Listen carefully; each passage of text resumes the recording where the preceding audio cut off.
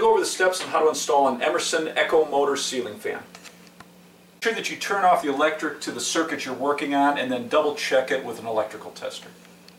This project, we're working in the Chicago area, so this is all conduit and we're going to a metal box. All this is grounded back to the service panel. In most situations you're going to have Romex or non-metallic cable coming into your box, and you're going to have a ground wire, a hot wire, and a neutral wire.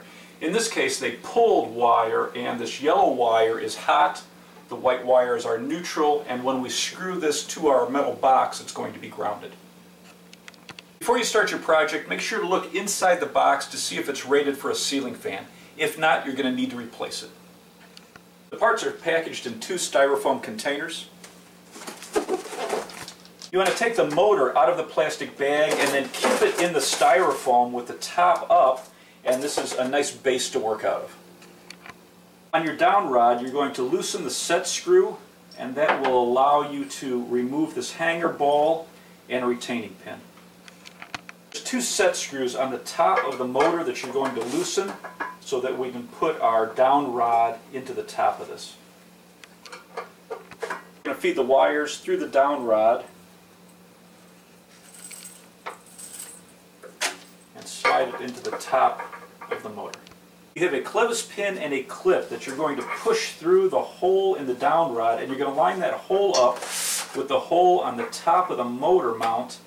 And that clevis pin, you might have to flex the wire so that it goes right past it, and then we're going to put the clip on the end of that pin and lock it in place.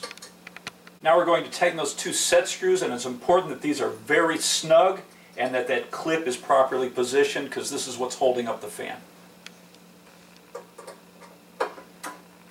Now we're going to slide the cover over the down rod and run the wires through this.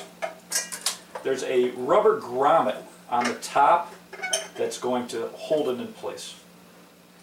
Now you're going to take your ceiling cover and put that right over it.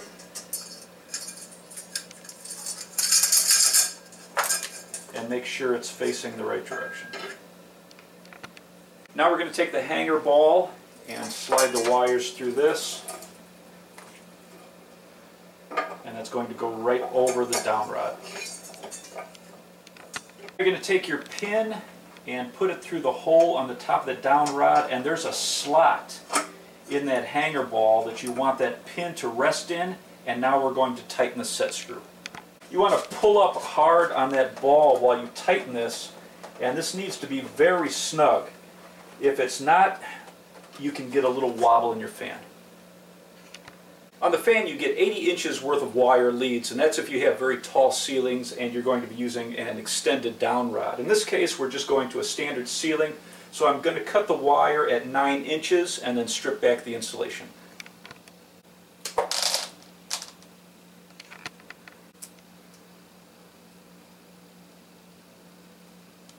Because I'm going stranded wire to solid wire, I'm going to strip about 5/8 of an inch of the stranded wire, a 1/2 inch of the solid wire, and then I'm going to use a wire connector with a spring inside, and that's going to give me a very solid connection. Using the styrofoam packing that came with it, I'm going to straddle the fan, flip it over so that we can connect the fan blades. On the bottom of the motor you have 10 screws and plastic spacers that are installed for shipping. We're going to remove all these and discard them.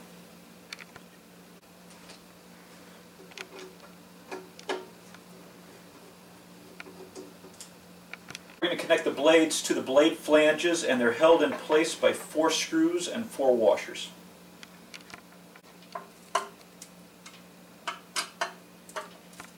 Now you're going to connect the fan blades to the motor hub with 2 screws. Now you're going to connect your hanger bracket to the outlet box.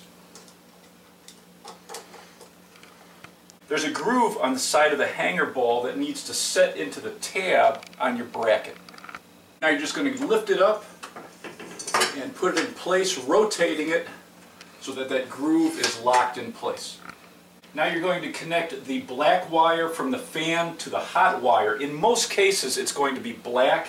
In this case, because we pulled conduit, the electrician actually pulled a yellow wire, but I know it's hot, we marked it, and so your hot wire will go onto your black wire, and we're using a wire connector to twist them together. Now you're going to connect your white wire to your white wire, so that's your neutral wire. And now we're connecting our ground green wires. Because we're in the Chicago area and we're using conduit, there is no ground wire. It's all going to be grounded to the metal box and the conduit all the way back to the service panel. Now you're just going to push your wires up into the box. Two threaded rods that you're going to put into the holes on the side of the bracket, and those threaded rods will go through a hole in the cover, and then we're going to put a nut on the end of that. Now we're going to connect a lock washer and a knob to the end of that threaded rod. There's 3 screws on the motor hub. We're going to remove one and loosen 2. The housing adapter has 2 slotted areas that we're going to put under the screws we loosened, and then we'll put that 3rd screw through the other hole and tighten it down. Now you're going to connect your housing assembly, and the electrical wires are color coded, so make sure you match up the colors and snap it in place. And this is held in place with 3 screws. The fan is assembled, we'll connect the switch. The switch will operate your fan speed and the lights. You have a setting whether you want this to dim the lights or not, and then you also have 32 different combinations. You're going to remove the old switch, make sure the electric to the circuit is still off.